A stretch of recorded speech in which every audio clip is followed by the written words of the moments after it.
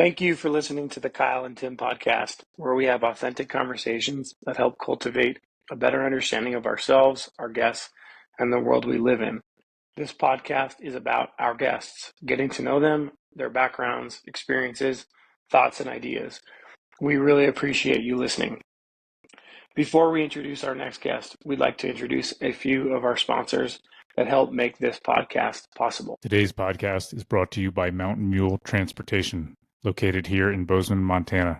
Mountain Mule is a private SUV and truck service, offering chauffeur services in all of Southwest Montana. Whether it's your next skiing, hunting, or fishing trip, early morning or late night trips to and from Bozeman Airport, as well as weddings and private parties. No matter the occasion, Mountain Mule will get you there safely and on time. To learn more, visit mountain-mule.com and book today. What's going on, everyone? We're coming to you not live at 6 a.m. here in Bozeman. I'm on the Kyle and Tim podcast, the fastly growing biggest podcast in Montana. I said it the last time. I'll say it again. This is going to take off like an Elon Musk rocket. Hopefully it makes it to Mars. We talk about a bunch of stuff, primarily my trip to Africa, how people can help the community out there. We saved the world a little bit with our political discussion, made a lot of decisions that will probably help develop the world. And then we talked about running and how much it sucks. So please listen in. Love you all. Donate at the bottom. The Palazzo Community Youth Foundation. Donate at the bottom of the YouTube link, and love you all. Have a good one. Bye. Thanks, Ryan. Peace. Seriously, you guys have like definitely grown. You guys are pumping out a lot of content and a lot of podcasts. Like, what's been the big difference for you guys? The way we dress. Really? Mostly. Yeah, do you see these? Yeah, we started wearing these like 6 months ago, and our lives changed. Yeah, same for me. I mean, obviously, I'm just never the same after wearing this. But Tell us what we're wearing.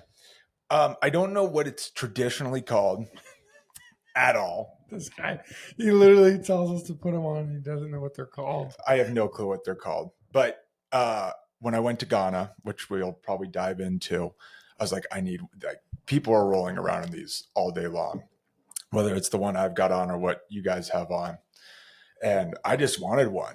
And so we went to a market, I picked up a few, and you can flex in them, tons going on in them. But it's just something like people wear. People wear them to church. People wear them. I don't think they wear them to funerals. They wear a lot of black on a funeral day, but it's just kind of the traditional outfit, just like blue jeans are here. So I thought I'd bring you guys a little gift. Let's talk about Ghana. Okay. What city did you fly into? Yep. So I took a overnight flight to Accra, which is the coastal capital city of Ghana. I'm going to look this up on a map. Yeah, get it up on a map. And Accra, Ghana, how do you spell that? ACCRA, Accra. And in the frame of where Africa is, it's way down there. Yeah, it's on the bottom part of the kind of that ball that comes out. Bro, how'd you get over there? I got over there. My dad, growing up, had a good friend, Roger, who him and his sister, I believe his sister started the foundation. It's called the Friends of Palazzo Community School. And they've been going, I think this is their 6th iteration of being out there. And I've done service trips to Nicaragua a bunch of times. I've been 3 times actually down there. And kind of going to a third world country is something I enjoy doing. It's just chaos. Yeah. And I am not a traditional vacationist. Like, I don't do the. Yeah, you're going to sit on the beach and Not relax doing the for beach. 7 days. I do like relaxing if a beach is there, sick, but I want to be in the culture 100% as deep as I can get. So they invited me out and they said, hey, we're gonna be going down there, going to be working at the school, doing a bunch of other projects, and they invited me out there, and I jumped on it. I was a little hesitant. I was like, it's a 10-day trip, and it was one of those moments where you have to be like, hey, I'm just going to book the ticket and figure it out as time goes on. Yeah. So we made it out there. We were there end of March into April. And it is just, if anyone listening has never been to Africa, it has to be easily on the top 5 places to go. And I would suggest you go. The safari stuff I would hope is cool. I've never been on a safari, but being somewhere that you're down in the culture is way better. I think that's something that a big takeaway I got from being there was that their culture is so deep. And I think the US is lacking its culture. I think we're just right now, so divided with how we think and how things are going in this country. And they're so in tune with who they are and what they believe. And it's, you can just see it the minute you land, just how tied in they are. So it's nuts. Pretty tropical place. It's hot. Yeah, but green too. It's green. It's a jungle for sure. Yeah. It's a But jungle. I'm looking at this right now and I'm like, if you look at across, it's like, basically it's south of the equator, but not by much. Yeah. And when I say, well, actually I take that back. It's like it's like dead center of the equator. it's so hot. And, humid, right? Humid. Hot too. There's a massive lake on this, like right outside of Accra. On the right-hand side? Bro, this thing is huge. Let me look at it. Look at that thing. I think that's where we were. That is crazy. Like that's a fucking lake. Yeah, the Volta region. So that's everything on the right side of that's the Volta region. We drove Look how by big that lake is. Like the lake is like, it's massive. The lake is like a sixth of the country. I wish we got to chill near the lake, but we only got to drive by. Do a little drive by. You didn't jump in? No, I didn't jump in. Dude. I didn't get the only water action. I wish I could post up some videos. Alligators? No. We go and hike the largest mountain, quote unquote, in Ghana. And the reason I quote unquote it is because when you get to the top, there's a mountain right behind it that's still within the border. You're on the border of Togo and Ghana, and right behind it is a bigger mountain. And so you're kind of like, okay, what's the math here? They say it's the tallest freestanding mountain, kind of like the Kilimanjaro situation. It's alone. Mm-hmm. But after we hiked that, which was a stairmaster for at least 2.5 hours, we got to go to a waterfall. And this waterfall is probably the biggest I've ever seen. Just massive. And when you're walking towards it, you see a lot of like birds flying around. You're like, oh man, it's looking a little Avatar-y. You've seen the movie Avatar with the winged things. When you get there and you look up, you find out they're bats. And it's thousands of them. Just thousands of freaking bats flying around, size of cats, just cruising. And I think that's the only water action we got. It was really cool. It was cool because you go to the waterfall and I don't know if it's a national belief, but everyone there believed the kids, the louder you yell, the more water pumps out on the waterfall. So they'll stand under the waterfall and be screaming, just yelling, and everyone's just flexing. And it's just something they think is like that's the awesome. real deal. It just pumps water. So what's the state of the nation there? You know what? What are you doing there? What am I doing there? Yeah. So when we arrived there, we get picked up. I'll give kind of a scene. We get picked up by a van. There's 2 different organizations operating in the same vicinity. So there's the NECA Youth Foundation, which runs a school during the school year. And then they have a massive summer camp where I guess like 1,000 kids end up coming out. It's open field. I wish I could get pictures up here. I'm going to have to describe better, but it's like an indoor horse arena style. So there's like the roof, but it's all open and the kids have school in there. And then there's a massive soccer field where they'll have their camps. And then down the road is the Palazzo community school, where the village that we were in, a lot of their kids get sent there. And it's more of like an elementary going into middle school type school. And then so we take a van. It's a 5-hour ride. Barely paved roads, all dirt, going to the Volta region that we were in. And it was so funny. Like, you have no clue what's happening. You're just you're packed in with 5 other people. The AC is going on, but it's hot as fuck. And they're pulling over and people are getting into the van to get rides to the next village. And you're like, they're just hitching rides. Just hitching rides. And they're comfortable with it. Yeah. And I would ask, I'm like, who's that? He's like, a friend. Like, we're 5 hours into this drive. What are you talking about? This is your friend. And there's no communication. Like, he pulled up and he was ready to go at that time. Yeah. So, like, I don't know. And he's hitching a ride. They're hitching a ride. Normal there. But it was wild to see. And we finally get to the compound that we're in. And what? Because it's just funny because, yeah, like, that's such a random thing in the U.S. or in modern society. Yeah. But like, it's like, how many more times did it happen on your trip? They like pull over and pick somebody up. I would say it was like 2 to 3 times on the first day. And then there was just times that we would get calls for rides. Like, there was a night that a guy called and he was helping out with the foundation in some form, building, but he's like, oh, I'm blown out on the side of the road. Can you pick us up? It's an hour away. And they just, well, let's go. Yeah. No, there's no AAA. Yeah. There's no tow company. It's, oh, we'll pick you up, just leave the car and you're going to have to they have to fix it later. Yeah. And it's usually the guys driving the car. Dang it, I lost where I was at. Sorry. Oh, no, you're good. Have you ever hitchhiked before? No.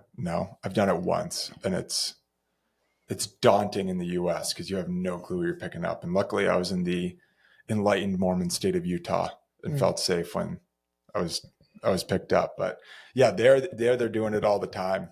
When my sister went to school out here, it was like 2008, 2009. She was living up in Town Center, Big Sky, which was nothing like it is now.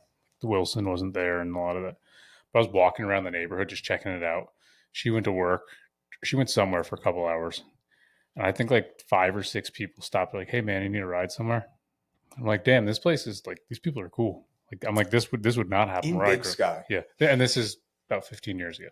Wow. So that was my impression of this place. And every other person I drove by, Big Sky and Bozeman, they're just waving. I'm like, hey, what's up? I'm like, we do not do this in New York. No, not. And that's why that's why this place kind of hooked me. I'm like, oh, those people are a vibe out there. Yeah. They're in tune with their culture. They're in tune with the culture. It's so funny growing up in Boston. Like, I remember my parents clearly being, do not pick anyone up. Like, thumbs out. It's not. And when you're a kid, you're like, oh, they need help. They're like, don't help them. I've picked up someone here, really? Hitchhiker. The guy told me he was telling me like the career of being a homeless guy. Really? He's like, yeah, I try to go south in the wintertime, somewhere warmer. And then he had a whole system. Do you have a dog with him? No. Yeah. I've run into a few of those that it's like you just ask them where they're like, what they're doing. Because you don't see them around, especially town. The amount of homeless that have grown over the years is a lot. But some you see like kind of on a weekly basis. It's like, oh, same person, and then someone's new. And I've run into a few. I'm like, where are you going? Oh, going to Nebraska. Well, I guess twice now, say, because I was coming down Huffine towards Bozeman, like closer to Four Corners. And this guy's walking down the road. It's like 4 a.m. and it's like, like minus 10 degrees out. And he's just walking down the side of the road. I'm like, hey man, are you good? He's like, I'm just going to work. I'm like, where do you work? Safeway. That's great. So I just gave him a ride to work. I'm like, dude, you should not be walking out here when it's this cold. Yeah. Not fully buttoned up. Anyway, back to your story. So we arrived at it's a compound. There's walls and everything. There's 2 buildings. And a cool thing, I don't know if the staff that was there was doing this, but in Ghana, they don't have selective service like we used to have for the military. It's all volunteer. But they do have a volunteer year that everyone in the country has to participate in. And so I think a few of them were in doing that. And so you give your volunteer year and you help out. So when we got there was about, I'd say 10 volunteers that were involved with this. That are just kind of between 20 and 30, just nationals helping out. with anything we need. Driving, they would help us build, they would walk around. So it was very welcoming from the beginning. You go into your room, they give you a room, you have a bathroom. It's so hot, there's no air conditioning. It's literally like a mat and a sheet. No comforter, you don't need it. And it's bucket showers, which is always a blast. You fill up the little bucket and you're pouring it over your head. And it's just simple. It really brings you back. I've had this being in Nicaragua, and I like getting reintroduced to it, of how much you just don't need to be really happy type deal. You don't need a fancy shower head to feel good starting off in the morning. You just need a bucket shower and some soap. But each day ended up being us walking. It was about a mile walk to the school, and we just met with the kids, and all they want is your attention. I think a lot of people out there don't feel seen by the rest of the world. I think in Africa, they're fighting their own battles, and I think they should fight their own battles. I don't think we should be as involved as we are with the other countries, but they still want to be known, and people to see how proud they are of their country and their culture. And so when we were out there, the kids just want to play. They want to see what you have to say, what you're doing. And so Ghana was an English colony? It was a lot of colonies. But they speak English? They speak Ewe. Okay. I can't speak. I know one word, Akbe, which is I think thanks. Thank you. They speak Ewe. They speak English. Like, you'll run into people that speak English, and you can say English words and they pick up on it. Where's the bathroom? I want this. Point this out to me. They get it. At least someone, wherever you are, speaks English to translate, which made it really easy. And all the people that were at our compound spoke perfect English. They were fine. But a lot of colonies. The Dutch went through there, the English, I don't even know who else, and just ravaged it. We on our last day, I believe it was our last day, we were in Accra, and we went to the Jamestown slave registration spot. I didn't go in. I just wanted to see the ocean. But crazy history. Okay, so there was always a translator. Like you were saying that, like, the kids want to hear what you have to say. So there was a translator when you were, like, they would ask you a question, and it would get translated. You'd back and forth. Okay. So all the teachers that were there spoke English and could translate. I mean, tons of people could. Okay. I even said this, like, Ghana was a cultural trip, but like Nicaragua, no one spoke English. We had one translator. So when you go into town or you do anything, there's no, like, you have to figure out Spanish, which I don't know, and get what you want. There's someone within 5 feet has an English background and can kind of get you through in Ghana, get you through. So, the days just consisted of hanging out with the kids. You play games. We got to go and watch them go through school, what they're learning, geography, geometry, all the stuff we grew up with. And, it's funny because they're very competitive in nature. There was a lot of like boys versus girls type classes going on. Who knew the answer?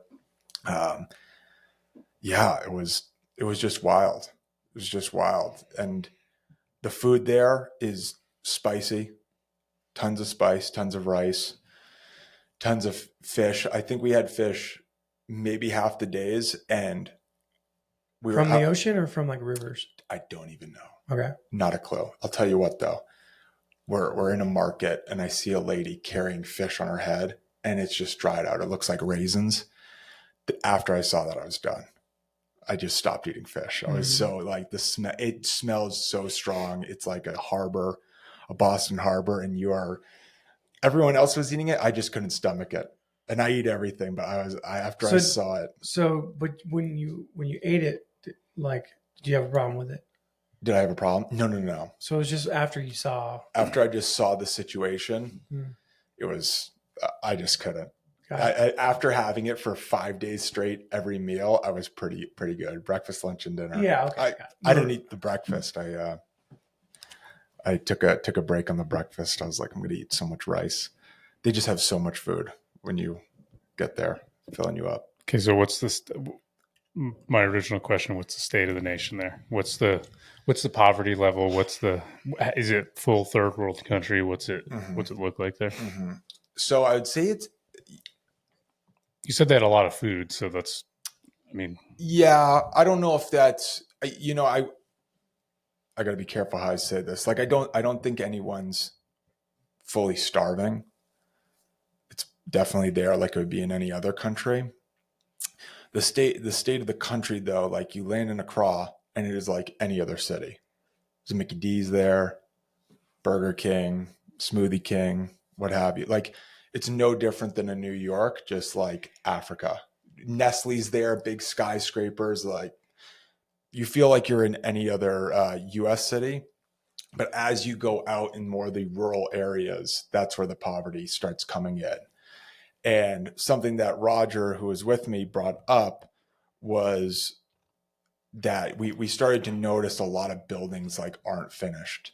So they'll begin projects and then halfway through they kind of check out of them, whether it's financing or it's too hot. I don't know. But they would, as you got out, the poverty level and how much infrastructure was there disappears. I mean, the area we were in, there was concrete structures, but everything else is made out of mud. And so they'll till the ground, they'll get it wet, and it basically becomes concrete, and they build a house out of the dirt. And so you're dealing with mud huts and low electricity, and there's no AC.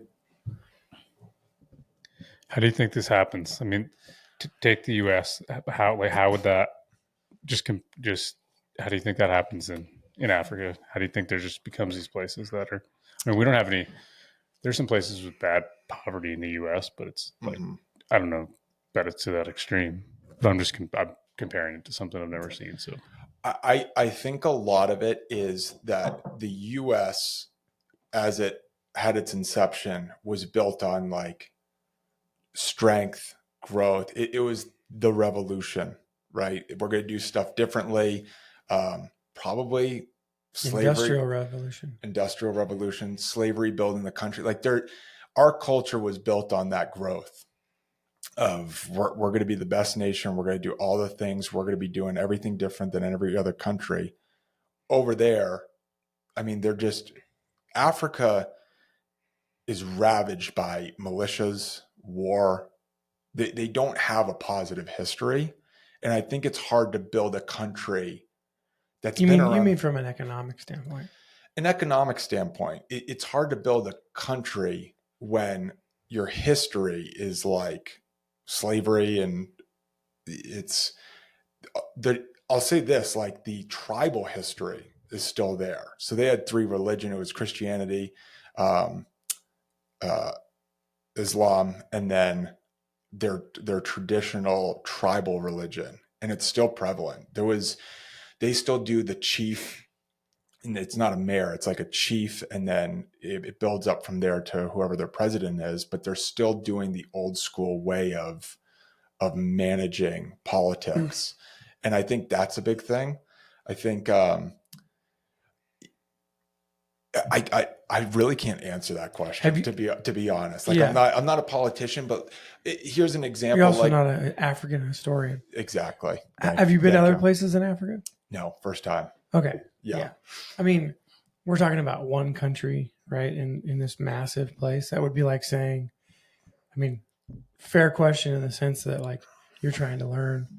And so like, I think that's what we're talking about here. But I mean, that would be like saying like, let's generalize every state in the United States and then multiply that by like, thousands and thousands of years, right? Because that's what we're talking about with Africa, where the U.S. is like, 250 years old. Yeah. Right. Where there's been people living in Africa for thousands of years. Yeah.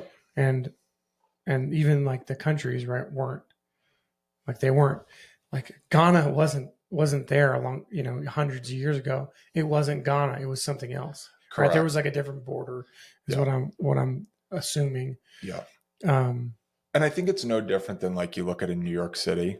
Like, why is that more developed than Montana? It just had its industrial revolution, its time at a different period.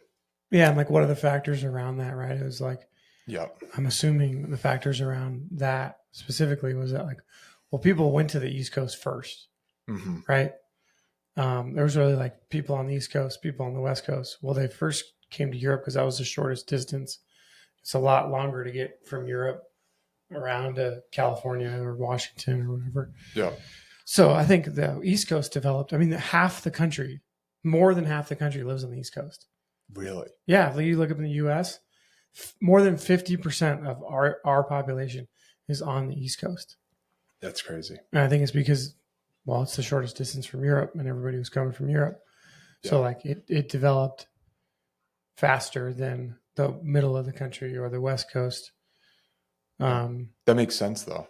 I don't know. It's just an idea. Yeah. Right. I don't know that it's actually true. But so like what would be for Ghana? Like, I don't know. Well, like why did, or it didn't develop? Like I don't know. I'll say this. They have the same, call it a problem or not, issue that we run into, which is every 4 years they swap out a president, and outside of the village we're in, they're building an entire hospital, but it's on pause because there was a political switch and one guy's like, I'm not paying for this. The other guy's like, yeah, I'll pay for this. Yeah. And so it comes with those things. Like they get a new president that's like, okay, all infrastructure is going to stop. I'm focusing on the military now. And that's what they do. And so there's never, I don't know the history, you're right, but I think that it's kind of focusing on one thing. What does the country need? And they can't do that. They're just balancing back and forth.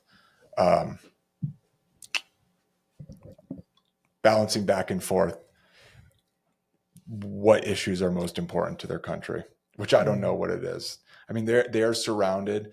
You look at all the countries surrounding them. It is ISIS is there. There's militias. There's continued poverty. Like they are more developed, I'd say, than the closer countries, and they have to kind of fend off those beliefs that are encroaching on their space, from what I saw. Mm-hmm. What's the goal of you being there? What do you? I think, for me at least, because the school, I learned this, like everyone that was there, even the people in Ghana, everyone had their own internal motivation of what they wanted from us and what we wanted from them. The lady that runs the program is really just trying to figure out, her name's Susan Moynihan, and she's just trying to figure out what does the school need. So one of the projects we're working on now is building PC center, a tech center for the kids. So it'll be an extension of the school where they can get connected kind of with the rest of the world because they're digitally locked out. And then bathrooms for the staff that works there, because right now it's literally just a wall with a hole in the ground. So they're hoping to have like full-blown bathroom facilities built in. So, when she goes, it's really to get an idea of what does the school need? How do we fund it and make it happen? Our dollar goes a long way there. So when we fundraise, it can build. One, there's no red tape. I don't think they even have development codes, but things can happen faster. So the faster we raise the money, we can make these type of projects happen.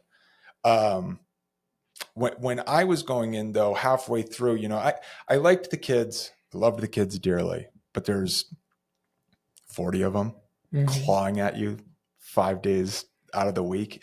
It does get exhausting, and especially when you can't tell them to stop.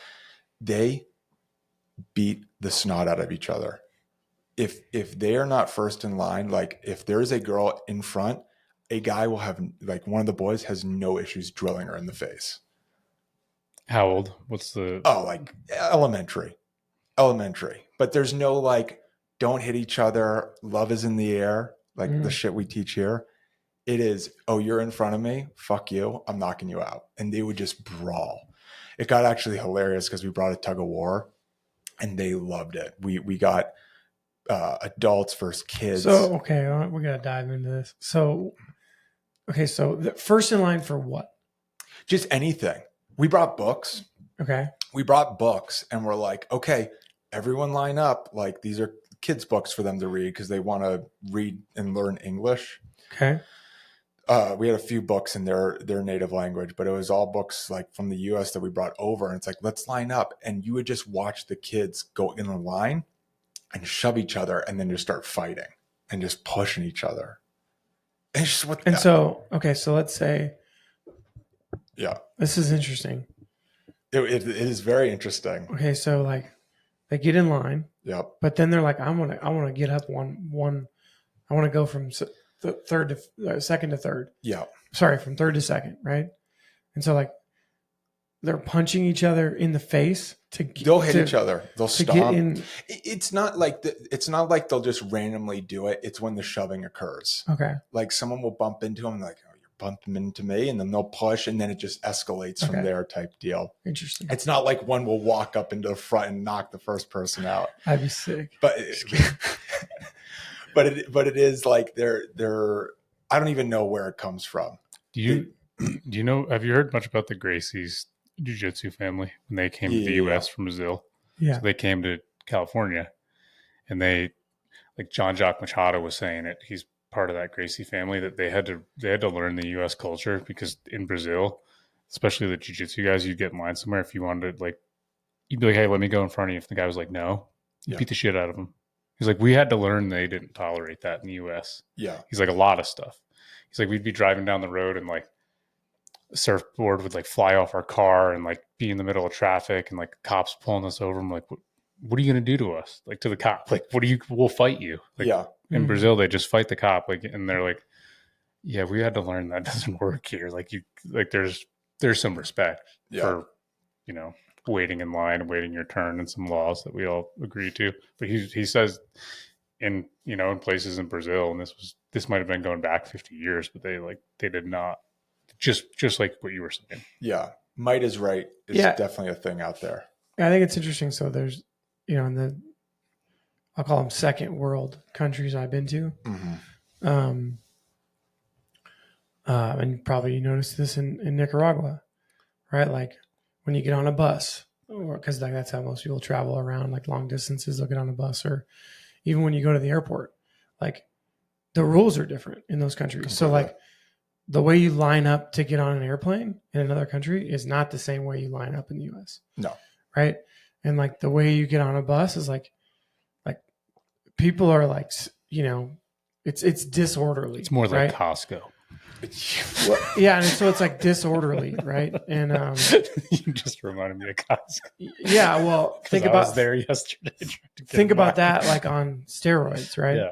And so like these things are like disorderly, and I think I think kind of probably in a sense, it goes back to, there are reasons around that, right? But it goes back to like your question about like how come these countries or places are economically depressed? It's because they're disorderly, right? And so people don't want to invest money in a place that's disorderly. It's like, where did my money go?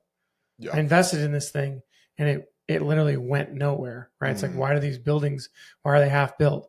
Well, somebody invested a bunch of money and they lost their ass because it's disorderly. Yeah. And so like I don't know the reasons, and I would imagine it's like location specific, culture specific, potentially, governmental and maybe even tribal specific of like, why are those places that way? There's a bunch of probably deep rooted reasons why. But like the US and, most parts of Europe, right. And like places that are economically and culturally orderly, well, they're places that are like doing well financially. Yeah. I think a big thing too, that was a big takeaway is that here in the US, like our basic needs are met type deal. If you have a job, if you're, doing fine, like you can have housing. I'm generalizing here.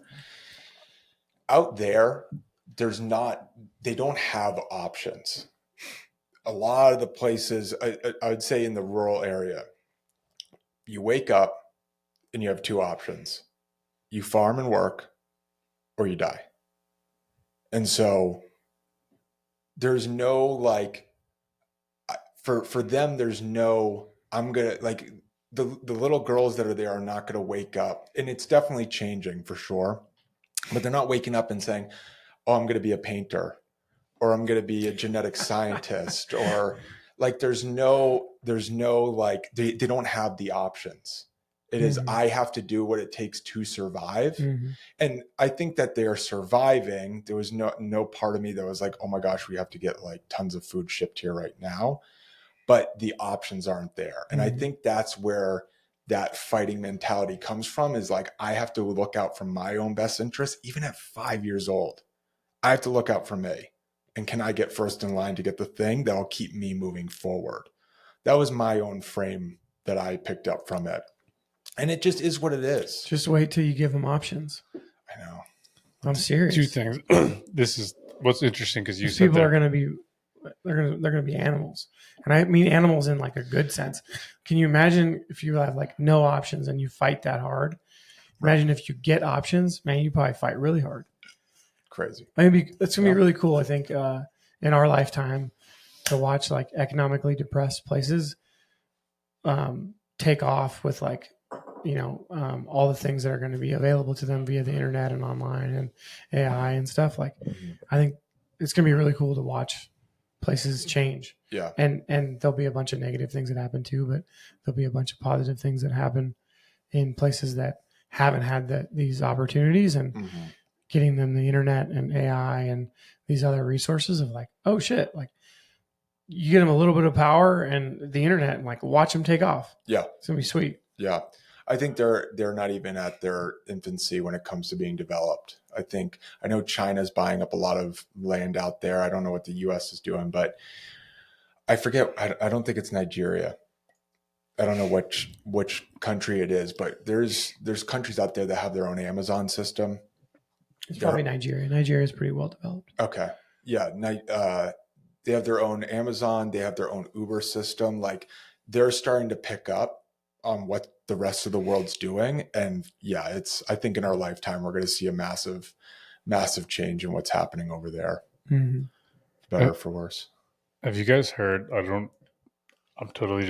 heard this a while ago, but some third world countries got Starlink, and they were saying that it kind of destroyed these tribes, these different like third world tribes, because they'd get a smartphone or something and they found porn.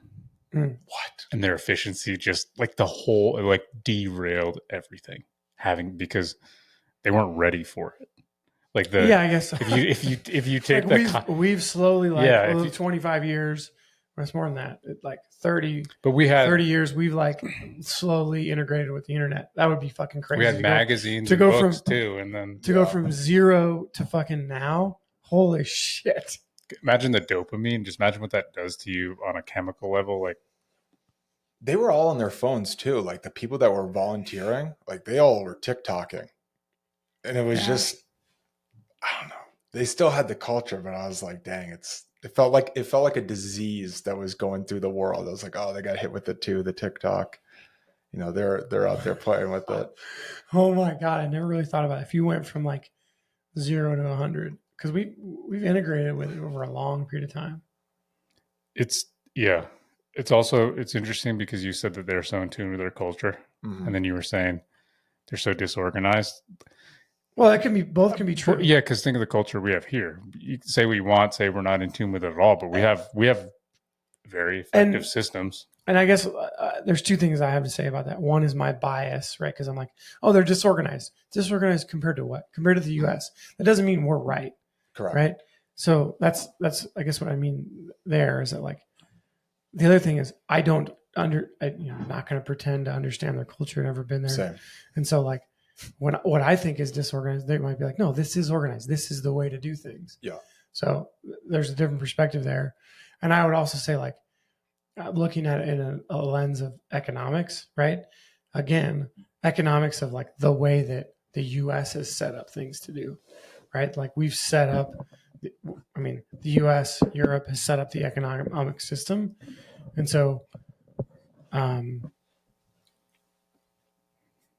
it favors us, right? Mm-hmm. And so there are other economic systems that, I don't know, I guess compared to our standards, of course they don't match up. We might have very good systems. We could have terrible culture and good systems, but our system does align with most of the world. We trade with the entire world. Mm-hmm. And I'm just saying to see how efficient our systems are and the way we function and the luxuries we have. I remember Brian Gilman said it. I heard him that, it's winning, being born in the U.S. is winning a lottery ticket. For sure. But I just wonder how we created these systems here and why they don't replicate faster in other places. But there's probably a million reasons. Yeah, just interesting that like the world trades on the U.S. dollar, right? Like that's absolutely crazy. And it's awesome for us. For now. Right? But like things are valued in the U.S. dollar and we trade on the U.S. dollar. Mm-hmm. Just imagine, I don't know what the currency is in Ghana, but like, just imagine if like, nope, everything's traded by our currency. Mm-hmm. It would change everything. Yeah. We're like setting it's like we're setting the rules. And I have no context to like how that happened. I think it's an overtime thing and what comes with it. This is all coming from someone who comes from a culture that essentially raided the U.S. and, murdered a lot of the natives that were here. And you know what I mean? So it's not like we just, we're great people and we built this great system. No, we like ruthlessly murdered an entire culture that was here and took it over. So it's our history ain't bright type thing. Yeah. Like people want to. Yeah, but I don't think it's any different than any other culture. No, I don't. I don't. So, I think if we didn't do it, someone else would have. Well, who the hell's we? I didn't do it. Did you do it? I know, not we. You know what I mean? But like everyone says the U.S. Who's we? Like the we is people from all over Europe and all like that came here. I say all over Europe. It was the English, like you name it, from countries. They all came here roughly within the same 150-year period, right? And that's kind of a long span, but also a very short span. Yep. And they all did it. Yeah. Yeah. Well, I think like the U.S. as an idea. I think we're guilty by association. Guilty by association. The idea of the U.S. That's what I'm trying to say is like we came in. If the Pilgrims never came over, it'd be anyone else coming over. China would come, like someone would eventually have discovered this area and been like, oh, I'm doing the same thing. Yeah. And I guess what I think is interesting is all through, call it Central America North, right? Like there's all those indigenous people, like they fought with each other all the time too. All day long. Right. So it's like the Maya and the Inca and all the people in Mexico, what was Mexico, which is now the U.S. Mm-hmm. Like I think we're going on a tangent here, but I think it's interesting of like what's happening in Los Angeles right now, right? Mm-hmm. And so there's this, immigration, discussion, which I think is an important one to have. My view on that is pretty simple. It's like, hey, let's make the process of immigration straightforward, right? And as efficient as possible. And people should go through the process, right? However, I think it's interesting that people are protesting about, and they're basically talking about Mexicans, right? And that's what the media is talking about, because there's so many Mexicans in Southern California, but all of California, it was Mexico, right? Yeah. The entire state of Texas, New Mexico, Arizona, Nevada, it was all Mexico. Mm-hmm. And so like, it's kind of interesting, like, well, they're in our country. Actually, they were here first, right? And so like their culture was here first, right? And so like, then there was a border drawn around them. Mm-hmm. And now we're fighting over this border, right? Mm-hmm. There are people that are crossing the border illegally, and I don't think they should be able to do that. But it's just interesting of like, well, what was what? Correct. Like these people, their families have been here for hundreds and hundreds and hundreds of years. anyway, I think it's just an interesting conversation of how this shit kind of falls together. Yeah, I get where you're coming from. To be honest, I saw that the riots were happening. I haven't paid attention to them either, really. I'm not even on lock. This is the first I'm hearing of it. Yeah. You're such a liar. I swear to God. Really? Yes. It's been going on for like a week, and there's like You guys have just locked out of it. Yeah. I see it. I've like spent like 10 minutes on it, so I don't know a lot about it either. But I was chuckling to myself a few minutes ago because I was going to ask, have either of you guys know the Gillian Keeves show? It's Never like Shane Gillis. No. They do different skits. It's very funny, but they do one and they're all dressed up as the founding fathers. Okay. you just gotta Okay. Check it out. They're like, let's determine the age of consent. Oh, I've seen that. I have seen that. And then the one guy's like 15. They're like, Shane Gillis is like, oh, Rhode Island, really? I have seen that. That is funny. I started thinking of that one. Just thinking of our. Yeah. So okay. Sorry, we got on a tangent there. It's okay. Where were we? Well, we were just talking about this. So when you go to Africa, is there a goal that they're trying to achieve though with this group? Can I just say something real quick? Sorry. Because you said quite a bit this morning, but yeah. Well, yeah. So I think we're so uneducated about this topic. Yeah, absolutely. We're literally saying Africa. Yeah. Africa. Yeah. I hear you. That's fucking crazy, right? That's how uneducated we are about it. Like, I don't even know how many countries are in Africa. That's like saying, you know what I mean? Like, that's crazy. I'm ignorant on the topic as well. Like, been there, but. So, like, anyways, that's how ignorant we are about this topic. Like, we don't even know what we're talking about at all. I hear you. I think it's just important to talk about and have that conversation. Like, as ignorant as we are, I mean, so much is happening in the world that we can't, like, no one can keep up with. I don't get how people even can say that they know what's happening. Like, yeah, I can't even focus on what I'm doing during my day to day, let alone another country's issues and problems going on. But yeah, I don't know where we went on with the tangent. What was I just asking you? Oh, what are you mainly trying to accomplish there? I think it's just the relationship. I think it's figuring out what the school needs in the relationship. So as I said, like, everyone's kind of got their own motive. I think they think people in the US, because I've heard it when I was there a bunch of times, have deep pockets and can just fund anything, which wasn't true. And we had to explain that, like, we have to focus our efforts on one thing. Like, oh, can you build this or can you do this? No, we can't. You guys got to pick two things, and we're going to work on getting the financing for that and the manpower. For me, what caught my eye in a project that I worked on was when we were there was a lady, her name was Elizabeth, and she was blinder than shit. Love her dearly, but like milk in the eyes, blind, cannot see a thing. Her and her husband Cephas lived in a mud hut with their daughter. I don't know the daughter's name, but they were living in a wreck of a house. I mean, the walls are crumbling down, the roof's not working, and it's so humbling when they look to you and you're asking, hey, like, what do you guys need right now? Because I think we fell in love with her and we wanted to help her because she can't see, and all she wanted was a new door. And it was cool because we were there as a group to her house. What was wrong with the door? It was just eaten away. They have a big termite problem. Okay. Like that's another thing. Massive termite mounds everywhere. Huge, taller than this room. I wonder. That makes a lot of sense, actually. Does it? If you're a blind person, you would want a door. Well, yeah. So you could have like your privacy, and like when somebody's coming in. Yeah. Right? I thought you were talking about the termites. Makes sense. I was like, is it?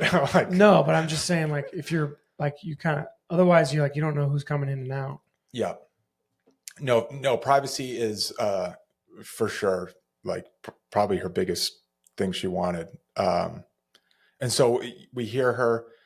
We had our group that was there, and then we had a group of Belgians that actually flew in, and they were working on a separate, orphanage in a different area of the village. And we convinced them, we're like, guys, you got to help us build this. Like, we'll figure out the wood situation, We would go into a different village and get wood milled and then bring it back. But we put together a door for her, and they were so grateful. I mean, it's just crazy how much goes so far for them. And that was something that became my big focus, was helping her out. I can't help 40 kids, but I can help a family for sure. And while Roger and I were kind of helping with this situation, we're noticing the roof's all destroyed. And we asked him, we said, hey, can we get him a new roof? What can we do? And the village people that were there said, no, like, this house is going to be gone in a couple of years. You're going to try to fix it, but it's just going to keep crumbling. And what ended up happening was Roger and I looked into it. We found a developer, and we decided we're going to just build a new house for them.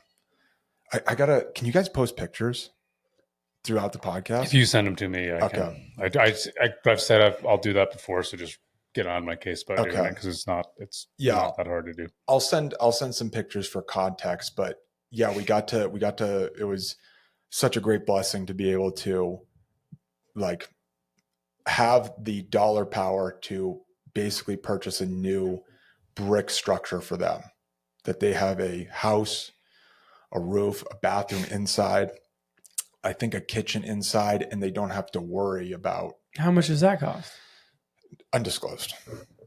Like a couple thousand. A couple $1,000 builds a house? Builds a house. A brand new one. Not massive. I'd say it's maybe 3 or 4 of these rooms, but that's enough for them. Okay, so let me get this straight. A couple $1,000 will build, a couple $1,000 US. Will build a 3-room house, brand new. Yeah. With plumbing? I don't think it's got plumbing. It's got a toilet. It's got a bathroom situation going on. Electricity. Wow, that's really cool. They have a full porch. It is cool. It goes a long way. A couple $1,000? Yeah. A couple $1,000. I gotta donate. You gotta donate. And it's, if you guys want like a crazy coincidence story, Roger and I look at each other like, we have to do this. Like, it just put in our hearts to do it. We finance it a week before the new structure is built. Massive. They're in their rainy season right now. Storm comes through, destroys the entire house. Their old one. Okay. Like, roof is gone. While you're there. Crumbled. No. This was like a couple weeks ago. Okay. Before the project just finished last Sunday. But like a week before they're moving into the new place, their old place is completely decimated. And so I thought that was like cool, because it was like, hey guys, you're going into this new place. Let's get rid of the old type deal. Okay. And it was just perfect timing. I mean, imagine if we didn't make that decision and they were just left to figure it out. I mean, these people are blind and 90 and frail, and no one's supporting them. Mm-hmm. I mean, they have the village that supports them. That's something else we should talk about too, that I thought was an interesting frame of mind. But they don't have the village to be like, hey, we're going to build you a new house. Money has to come from somewhere. The people have to come from somewhere. And a project kind of has to be initiated. It can't be like a rebuild out of nowhere. Mm-hmm. But yeah, really cool. Really cool how far our dollar and our intention can go to making a difference somewhere else. And I think everyone in the developed world wants to make a difference. And it's crazy how little it takes to make such a big difference somewhere else outside our immediate sphere. Mm-hmm. Type deal. The thing that I found interesting though, that I was bringing up, is that everyone needs each other in these villages. You notice that there's no arguing. Like there's the kids batting each other, and maybe there's a little bit of yelling, but there's no, I hate my neighbor, or I hate this person. There's no fighting that goes on with the adults, because they all need each other. Mm. And if you're the asshole in the group, like, you're tossed. And they were dealing with an eviction at the time of someone who was like causing problems, and they had to figure out which is the new hut that she's going to go into, because she's causing problems over here. And I think that's funny. Like in the US, you're allowed to have your own beliefs and like say whatever you want, which is great. But out there, like you can't be fucking around. Like you have to be doing what's in the best interest of the group and not your own thing, or you're going to get kicked into some other area and might not make it. So they need each other. There's kind of that need to help each other out, which I thought was interesting. Mm-hmm. Yeah, it's different. Well, I went on Memorial Day weekend. I went to a branding, the ranch where my sister is. Yep. It's like up on the High Line, like, I don't know, not far from Canada. But we branded over 400 cows that day.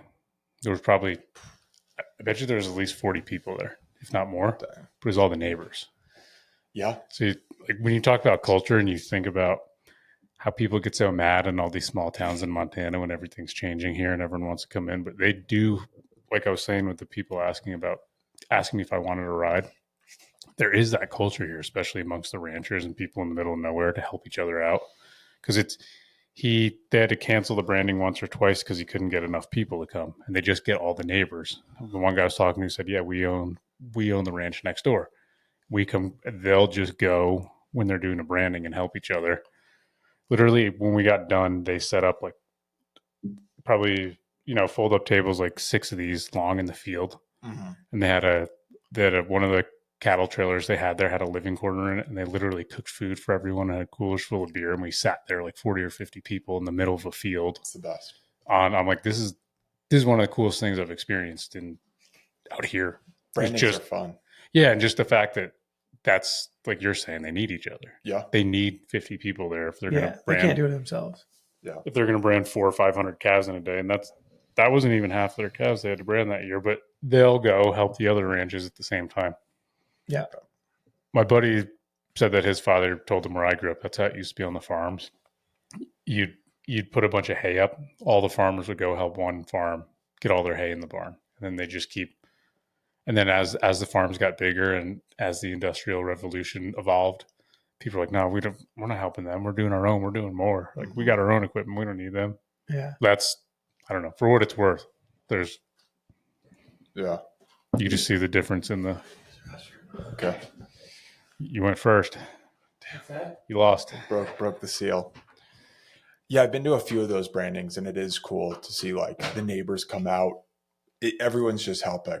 Everyone's helping. Everyone wants to be involved. Everyone figures out what the job is, and they all work together. You did them in Wyoming, right? Well, I did them here. I used to work on a ranch up in Spring Hill, and they would have a branding usually every year for a neighboring ranch. I don't know how many cows they moved, but yeah, like everyone would just find their spot. I remember, and it was like they said it without hesitation. I was, for those that don't know, when you go to a branding, there's three things that happen. They get their medication, the calf gets castrated, and then it gets a brand. Well, of course, I'm trying to get into it. I didn't want to do the branding part because I was like, I think I'm going to hurt this cow. It's going to slide and burn them. But I did the castrating part. You were doing a band, or you were cutting? Cutting. And you're there with a surgical blade, and you're cutting, pulling them out, chopping them off. And I remember one of them kicked, and the blade went right into the calf's leg. And it's just wide open, blood everywhere. That was quick. Wow. Just blood everywhere. But then the minute that happened, everyone knew what to do. All right, I'll get the suture. We're going to do this, this, and this. And I remember I was kind of done. You're hurting someone's livelihood a little bit, even though it's cow 200 out of whatever. But they were like, no, get back in the saddle. Like you hear that term, they said it, no issue. They're like, get back in the saddle, do another one. And so you do another one, and you're like, okay, you build that confidence back up. But those brands are so like, there's a lot of energy going on. It's an American thing that's been happening since we've explored out here. So they're cool. The girl that was castrating the steers, or to be steers, she was putting the knife in her mouth, like in between. That is crazy. Just because she needed her hands. I'm like, this girl's, she's just rugged. She's a Montana woman. She's a young lady growing into a Montana woman. That is nuts. She's probably like 20 years old. Maybe. Yeah. Yeah. One of those things kicks you. It cuts your, gives me chills. I don't know what else. I could talk about it all day. It's such a, I want to offer it up. Anyone, we can post my information on the podcast. I offer it up to anyone that wants to go. Do you want your phone number in the video Please, description? No, I'll figure out how people can contact me, but I don't have any, you're not on social media. Zero social media. Yeah. I don't know. They can reach out to us and we'll, if they want to get a hold of you, we'll send the carrier pigeon or smoke signal. But I encourage everyone to go. LinkedIn. Yeah. You'll find me on LinkedIn. Yeah. There we go. I would imagine that like there's this rawness and like you feel alive when you're there. Yeah. You feel alive. I remember one of the days, this is the day of the hike. We're in the van and I see his name is Frank. This guy's taller than me, jacked African dude, Ghanaian dude. And he has like a tissue on his thing. I'm like, dude, you okay? He goes, oh, I got a cold. I'm like, fuck, dude, this is going to hit me. Like, this is going to go through everyone. We're packing in with this dude, going on a hike, and he's got a cold. And sure as shit, the next day, probably one of the worst sicknesses I felt. And the entire day, I felt like shit. You had the chills. It felt very COVID-like, but I could tell it wasn't, at least from what I knew.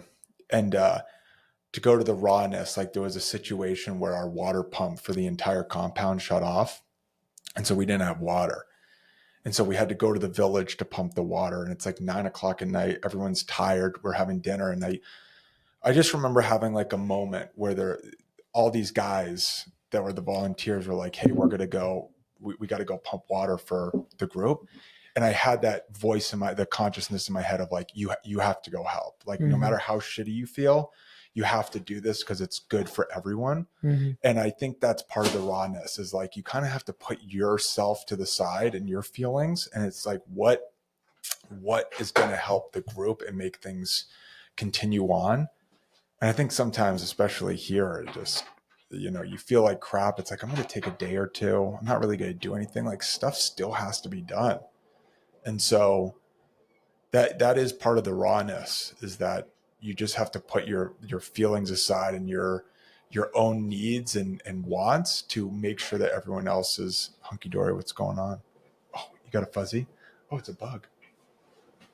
Oh, and it's dead.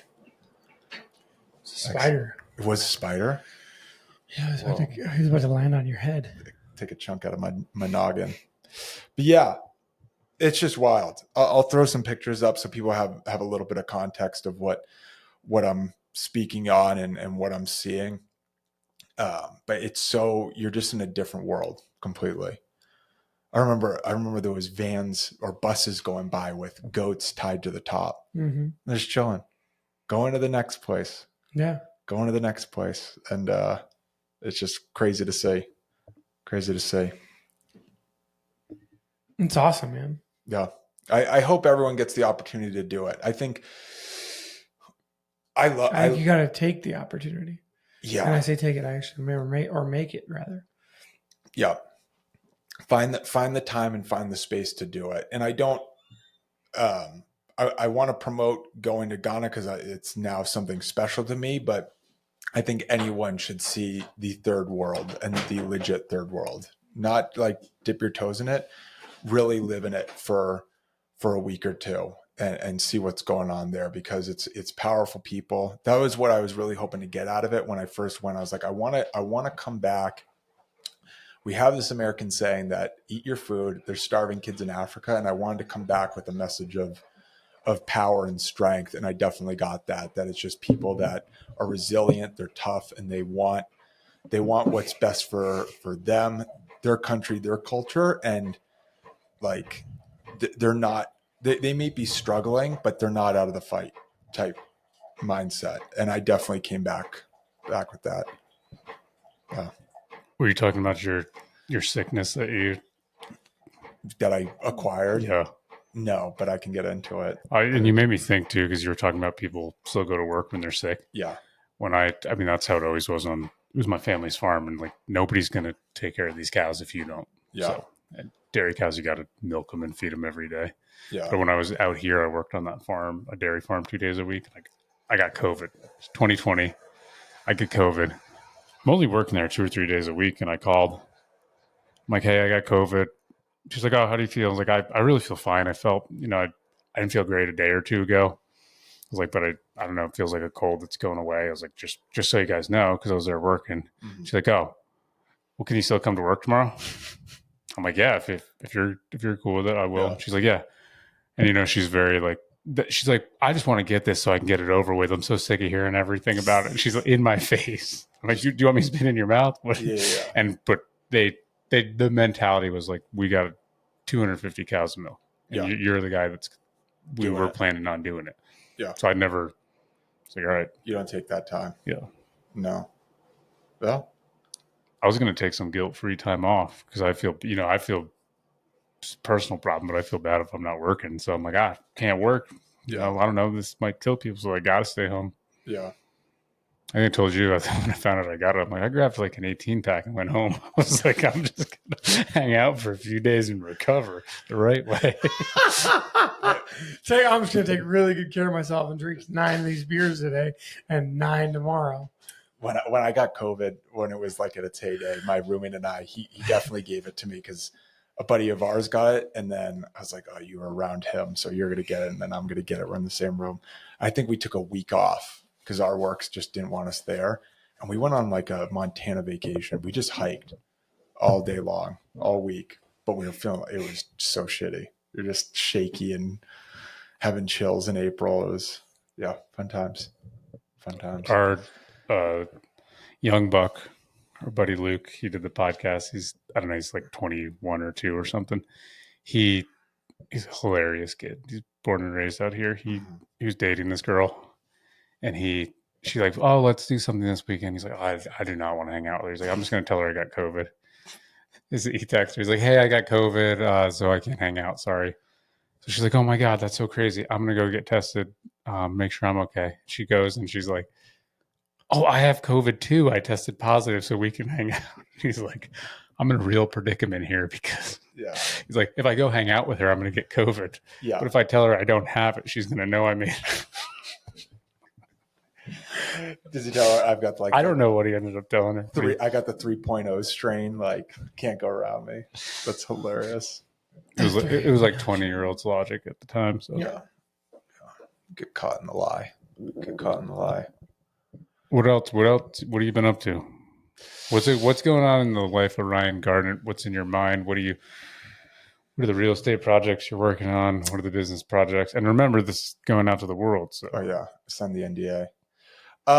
Big projects going on next week. Running the Bighorn Ultra Marathon, 32 miles. Wow. Out in Sheridan. Yeah, it's gonna be sweet. For you, man. We're raising money for the Palazzo School youth. I got to get it right. There's it's a mouthful. The Palazzo Community Youth Foundation. We're going to be raising money for them. I'm trying to raise $5,000, but I'm going. It's going to be my first ultra marathon. You ran the whole thing? No, I'm only going to run half. Well, sometimes these races have they're like relays and stuff, so that's why I'm asking. No, it is the full thing. So you've been running a lot. Been running How much you been running? Not that much. Not that much. It's 32 miles in the mountains, right? I'm so aware. Woo! Dude, you're going to get the shit kicked out of you next week. I go for a training run 2 weeks ago with the gal I'm running. For the first training run? One of them. One of the longer ones. And it was just 17 miles up near Axtail Bridge. And good for you. We're 17 miles in. I love that you say that, but I was dogging it. Like mile 17, I'm just looking at Emily. I'm like, dude, I am fucked for this. And this is a flat route, no hiking. So it is, I hope it's everything I want it to be, which is something hard that makes me like redefine my entire life. It's going to kick the shit out of you. I'm stoked. I'm more stoked about what I can 32 eat miles. after. It's going to take you A while. Probably going to take you like 14 hours. Yeah. It's 14 hours? No. Hey, listen, and then finish 14 hours. But I sent you a clip yesterday. That guy that was just on Joe Rogan recently. Mhm. He calls himself a mentalist, which is basically he can look at other people and he can figure out what they're thinking. So he can, like, it'll look like he's predicting the future, but you can just kind of look at the way they're counting and what they're doing. And he runs. He's friends with Goggins. He ran a marathon before he went in to do the podcast with Joe that morning Really? in under 4 hours. That you're clocking. Yeah. Yeah. And he said he's won marathons in some places. Really? Yeah. But I'd say I'm recommending it. It's just, like, Okay. it's very interesting to listen to, but they were just talking about the mentality of running, and it'll get you, pretty pumped. Yeah. Like listening to Cam Haines or any of them, the way they. Yeah. Running is like, for those that don't run, I suggest running. It's great, but it's so like, it's just you and your mind. That literally is it. And it's whether you stop at 3 miles or you stop at 10 miles or you stop at 20, like that's where you stopped. And the scary part about this race is it only gets bigger from here. And I think I'm not considering myself an ultra marathon runner by any means, but in that community, it seems that 50 miles to 100 is where you're respected. It's like, oh, you did that. You did that. And so it's only going up from here. Like once I've completed this, it's like, okay, do I do a 50 now? Do I do a 75 miler? The gal I'm running with is training for, I think next year she's doing a 100-mile ultra marathon, which I want to eventually do, but right now it's not even in the mental of possibility until I've gotten there. But I will say this, like it's funny looking back in my life. I used to run with my buddy Dylan, and we would do this hill, Mount Misery, which was a town over from us. And I remember he took me on like my first 5-mile run. This is when I first started running, and it was so hard. It was so hard just to mentally get through it. And it was a lot of hills and stuff, but I just remember being done with it. I was like, holy shit, I ran 5 miles. Like I've never run this before. And then you look back at that and you're like, that's the lightest day. That's an average day, if you're just kind of warming up or just doing a training run. And now you're doing 32 miles. It's crazy how much we limit ourselves into what we're capable of. And do we take the time to see how far you can kind of go, whether it's physically, financially, with whatever it is, what have you? Yeah. I remember you did that Spartan race with Serini. Was that last year? Yeah. Nice. Which one? We did a Spartan Beast. Okay, cool. Yeah. There's one coming up here, I think. Yeah, fairly next weekend. soon. Yeah. I remember we went to Aleworks after. Was that the day you guys ran it? Yeah. Yeah. And there's a bunch of people there at Aleworks, and they're all talking about it. And this woman comes over, and she's so pumped about it. She's like, "You got to do it. It's addicting. It's my life. Yeah. I go everywhere." And I've noticed this. I told you, I was like, when I finally do a prepared Toastmaster speech. This guy's been skipping out. I've been supposed to doing this, like, because it's so hard to prioritize right now. I've found other ways to get my weekly public speaking. But I realized this theme over really since I started doing jiu-jitsu 5 years ago. And I was full on addicted a couple years ago. Like 2 classes a day, every day, 7 days a week. You became a purple belt in 4 years. That's crazy. I know. And our gym, Brian does not. Brian's known for never promoting anyone. Wow. But I've realized since then, I'm like, oh, everyone finds this same thing that I found in a different way, whether it's running, whether it's Spartan race, whatever it is, whether it's business. Yeah. But I think the physical pursuits really show you how to push your body in a way you've never. It just shows you capabilities you've never known you had before. Yeah. But it's so interesting to hear people. You got to run. You got to do it, man. And I always think some people should do it. And I think that about jiu-jitsu. I used to tell everyone to come do it. And now I'm like, maybe do it. Like, try it. Yeah. You might hate it. It might not be for you. No, for sure. But I do think running's that there's like a simplicity to it, but there's so much difficulty in that simplicity because, hey man, you're just running, like just move your legs. What's the deal? But yeah, it can push. I used to run a lot, but now I bang my knees up doing jiu-jitsu, and I'll feel it if I run more than 5 miles. But I've been running more recently than I have in the past couple of years. Yeah. I just think it's a you versus you thing. Like you can lose in jiu-jitsu as many times and you're like, oh, the other guy was better than me. But I mean, just running, it literally is just only you in the situation. You got to get a mantra, man. A positive mantra. I need one? Yeah, to say in your head while you're running. What's your guy that you're talking about his videos? Remember with the Marine? When he ran his 28 miles or his 100 miles? Oh, are you tired? Like, I don't get tired? Yeah. Type thing? That could be it. Yeah. I don't get tired. I just don't get tired. And so you just keep saying that in like a loop. If you get, I found that,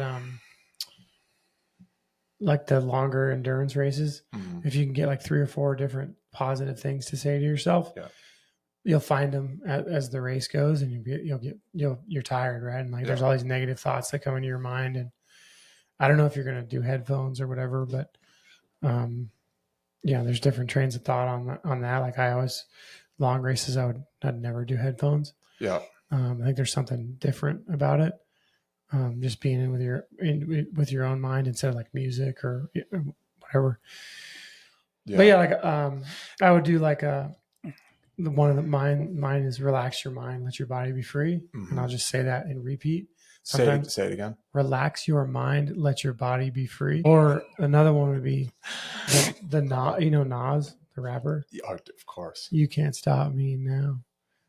And I'll never stop now. And so it's like on repeat. Okay. I would sing that song to myself. And you just keep going. Yeah. And like I would literally do, like I would probably say that same thing for like an hour. Sometimes I say it out loud too. Do you really? That's fine. While I'm running. Yeah. I say stuff to myself all the time when I go for runs. And it's like, you just like say whatever you need to say to keep going. Something that's been like a frame of mind for me. I remember when I was in college, it was 9/11, and places do this all the time where they do like a stair climb, like a remembrance stair climb. How old are you? I'm 30. How were you in college at 9/11, bro? No. On 9/11. Okay. On 9/11, like remembrance type deal. Did that make sense? Sorry, I just got confused. I'm like, you're not that old. What are you talking about? But you'll do these like stair climbs, and I remember doing it. You're climbing the height that the firefighters climb to get to the building. Yeah. And just in it, you're in this mindset of like, dude, these guys, like, one, it's their job, but like, again, it was not about feelings or anything. You're just doing it. And that weird frame of mind has kept with me with running, where I'll just be running and I'll be exhausted. I'm like, I kind of get myself in that space of like, I have to get to the end because it needs me to be there. Does that make sense? Sure. Like, I'm freaking tired, but like I have to get to the end. You can always walk. You know what I mean? Like that's the thing. Is like you can walking is helpful in these long ass runs. You're like, okay, I'm gonna walk for a little bit, and I try to like set like a time frame. Like, all right, at that tree, I'm gonna start running or whatever. Then it's really a jog. It's not really a run. Yeah. Like unless you're like a professional athlete, nobody's really running these things. Yeah. They're jogging them. I usually do a 7-3 split. So I'll run for 7 minutes, do a 3-minute walk, and just do that. And I can go so much further. That's pretty good. Yeah. Go so much further. But yeah, honestly, it's whatever you need to do, whether you have to like imagine yourself a freaking firefighter or say mantras to yourself, whatever gets you the finish line is all that matters type deal. Yeah. To bust through them. When is this? This is next weekend. Cool. Next weekend. The Bighorn ultra marathon race. They have an 18. Have you been doing any quad workouts? 0. Okay. It's pretty apparent. I know. Legs are small. Yeah. Old peg legs. They have an 18, a 32, a 50, and then a 100-mile. Yeah. That is going that entire weekend. Yeah. So it's a very like world-renowned race. A lot of people fly out for it. So I'm ready for the energy that's going to be going on. Cool. Stoked. It's supposed to be great. I've heard this somewhere. Who knows? When you do those mantras or anything in your head, and it totally contradicts that I never get tired. that you wanted, that would be negative reaffirmation instead of positive. If you say, I always have energy. Yeah. What a human brain does, because we're negative bias, is it'll focus on that one negative word. So it'll just keep hearing tired. Just like, this is totally, I'm just repeating what I've heard, but generally we focus on negative things more. So what I understand is that you want to, if you say to yourself, I got to remember to lock the door, instead of, no, you want to say, I want to remember to lock the door, instead of saying, I can't forget to lock the door. And your brain will focus on the forgetting. Oh, I forget. That's all I got to remember, or remember. So when I don't know how much truth there is to it, but there's some logic to it. Yeah. For what it's worth, when you're trying to think of things to remember. Yeah. When you're crying at mile 6, you might want to say, I can do this. Oh my gosh. Yeah. The legs are going to be messed up. After my marathon, I was a little messed up for a couple of days, just walking wise. So I expect even more from this. I'd hope there was even more pain to come from this one. So yeah. Nice, man. Got that going on. I think that's it. Maybe I should put this podcast out tomorrow so people can, if anyone hears it, they can support your endeavor. I'll have Kyle and Tim put the donation page at the bottom, which would be really cool. Last year we did a fundraiser for Brave Beginnings, which is a neonatal foundation for kids born premature. And I think this is just going to become a theme, is like, I hate using this word, punish myself in endurance events to raise money. I think it's fun. It's a blast. And it's always cool to have something to work towards, and I'm moving forward. So yeah. See, that's why sometimes it's a bummer when you don't have social media. I know. Because then when you want to promote something, you're like, hey, living under this rock is kind of hard to tell people about stuff. I have to pump it out to so many people. I blast people on text, and people are very receiving of it. The donations come in, and I thank everyone. I appreciate them. But yeah, that doesn't help that I'm not Pitbull, Mr. Worldwide on social media. Man, I forgot about that guy. Pitbull. Yeah, I mean, he's probably the coolest person ever, though. He'd be fun to have food. I saw him in concert. No way. Oh, that's right. At Tony Robbins. No way. Yeah. He came out? And did he sing and like do a whole? He did a whole show. It was like an hour and a half. How old is he now? I don't know. He said when he was a kid, his mom was listening to Tony Robbins in the car driving around. He's really good friends with Tony Robbins. That's crazy. He's someone that doesn't stop. Like, and I think he's in Florida somewhere, but he's built schools and all. He's an interesting guy. Yeah. Yeah, it was so funny. I was like,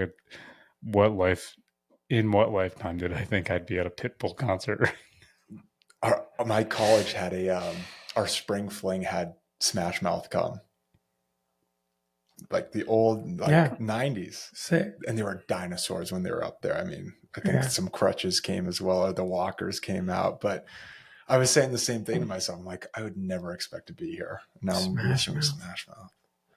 You're a rock star. Get your game on. Oh, yeah. Hell yeah. Yeah. It's like old school 90s music. It's good stuff. Yeah. Good stuff. Other than that, not, a lot of things going on, but nothing. That is the main focus. Just get to the finish line type deal. So. Cool, man. Cool. We still don't know what these things are called. Yeah. Ryan doesn't either. I don't know either. They're called shirts. They're great. They got a stand up. So this thing doesn't go up. But they're wide, flowy. They got big pockets. Oh, there's pockets? I don't have pockets. Oh, you don't have pockets? Yeah, mine's not the deluxe. Yeah, again, you don't have the royalty one. I got.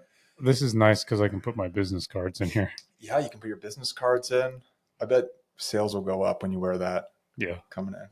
Culture. Conversations will. Yeah. So, cool. Yeah. What else? That's it, man. I don't know. It. All right. Got anything else you need to say? I got nothing else to say. All right. Nothing else to say. Sweet. Thanks, man. All right. Thanks.